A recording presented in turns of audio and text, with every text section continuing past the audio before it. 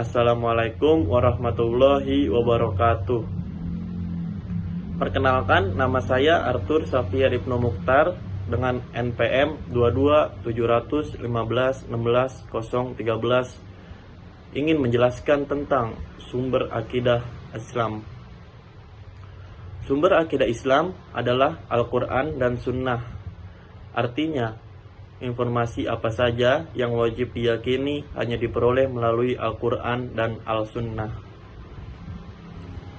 Al-Quran memberikan penjelasan kepada manusia tentang segala sesuatu, seperti yang sudah Allah jelaskan dalam Al-Quran surat An-Nahl ayat 89 yang berbunyi, Bismillahirrahmanirrahim, wa nazzalna alaikal kitaba tibyanan likulli syai'in wa hudaw wa rahmatan wal busra lil muslimin. Dan kami turunkan kepadamu Alkitab Al-Quran untuk menjelaskan segala sesuatu dan petunjuk serta rahmat bagi orang-orang yang berserah diri. Quran surat An-Nahl ayat 89. Sedangkan akal pikiran bukanlah merupakan sumber akidah.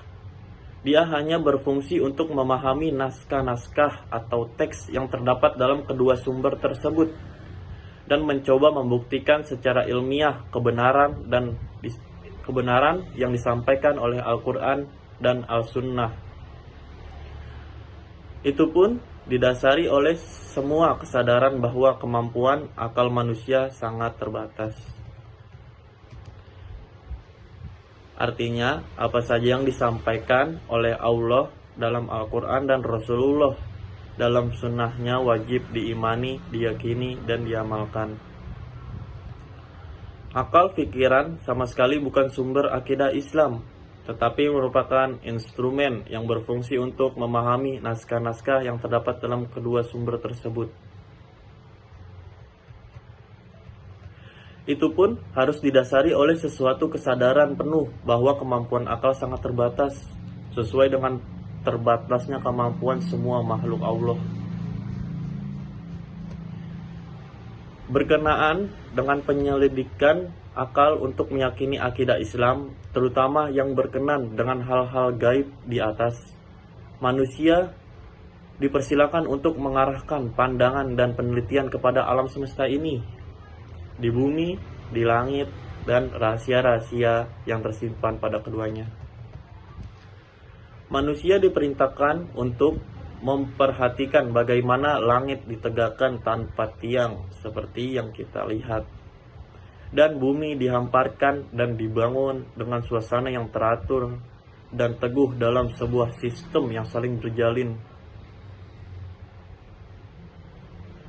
Penyelidikan akal yang mendalam pasti akan mengatakan dan meyakinkan bahwa alam ini mustahil tercipta dengan sendirinya dan timbul karena kekuatan yang bertentangan satu sama lain.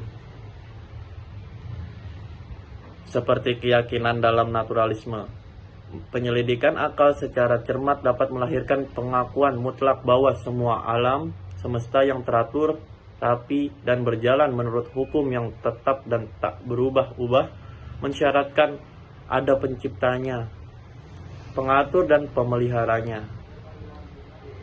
Oleh karena itu, Al-Quran berkali-kali mengafurkan dan memberi petunjuk ke arah penyelidikan dalam penetapan akidah dengan cara demikian. 1. Al-Quran adalah kitab suci umat Islam yang berisi firman Allah Subhanahu wa Ta'ala yang diturunkan kepada Nabi Muhammad SAW.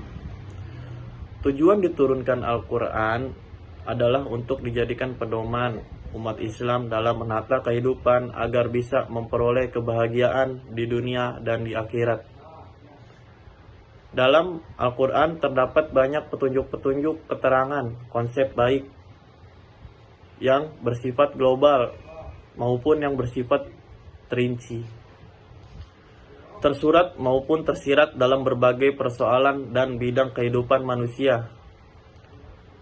Apa yang ada di dalam Al-Quran adalah benar. Oleh karena itu sepatutnya umat Islam untuk selalu berpedoman pada Al-Quran. Seperti yang dijelaskan oleh Allah Subhanahu wa taala dalam surat Al-Imran ayat 103 yang berbunyi, Bismillahirrahmanirrahim. Watasimu bihablillahi jami'aw wala tafarraqu wa zukru nimatallahi alaikum iz kuntum ada'an fa'af lafa baina qulubikum fa asbatum bi ni'matihi ikwana wa kuntum ala syafa hufratim minan nari fa'anqazzakum minha kazalika yubayyinullahu lakum ayatu lakum tahtadun, yang artinya, dan berpeganglah kamu semuanya kepada tali agama Allah, dan janganlah kamu bercerai-berai, dan ingatlah akan nikmat Allah kepadamu ketika kamu dahulu masa jahiliyah bermusuh-musuhan. Maka Allah mempersatukan hatimu, lalu menjadikan kamu saudara, dan kamu telah berada di tepi jurang neraka, lalu Allah menyelamatkan kamu daripadanya. Demikian Allah menerangkan ayat-ayatnya kepadamu agar kamu mendapat petunjuk. Quran Surat Al-Imran ayat 103. Yang kedua, hadis. Hadis merupakan sumber akidah Islam yang kedua. Menurut bahasa, hadis merupakan sesuatu yang baru, yang menunjukkan sesuatu dekat atau waktu yang singkat. Menurut istilah syara adalah hal-hal yang datang dari Rasulullah SAW, baik dalam bentuk ucapan, perbuatan, ataupun pengakuan. Adapun jenis hadis yaitu hadis fi'liyah atau perbuatan Nabi Muhammad SAW. Ada hadis kauliyah, hadis ucapan Nabi Muhammad SAW, dan ada hadis takririyah atau perbuatan sebagian para sahabat Nabi Muhammad SAW. Bagi umat muslim, tidak boleh mengganti kedua sumber akidah Islam di atas dengan yang lain, karena apa yang telah ditetapkan di Al-Quran dan hadis adalah benar dan wajib bagi umat muslim menetapkannya sebagai akidah. Ini pun mencegah terjadinya penyimpangan keyakinan dengan menetapkan Al-Quran dan hadis sebagai pedoman hidup. Insyaallah senantiasa dilindungi olehnya dan mendapatkan keberkahan, dan akan selalu percaya tidak ada kebenaran lain selain Allah Subhanahu wa taala.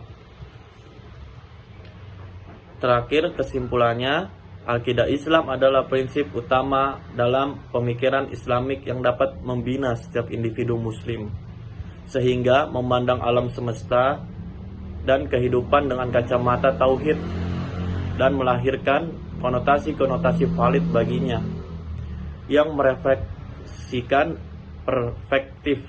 perspektif Islam mengenai berbagai dimensi kehidupan serta menumbuhkan perasaan-perasaan yang murni dalam dirinya. Atas dasar ini, akidah mencerminkan sebuah unsur kekuatan yang mampu menciptakan mukjizat dan merealisasikan kemenangan-kemenangan besar di zaman permulaan Islam. Sekiranya sekian dari saya. Wabillahi taufik walhidayah. Wassalamualaikum warahmatullahi wabarakatuh.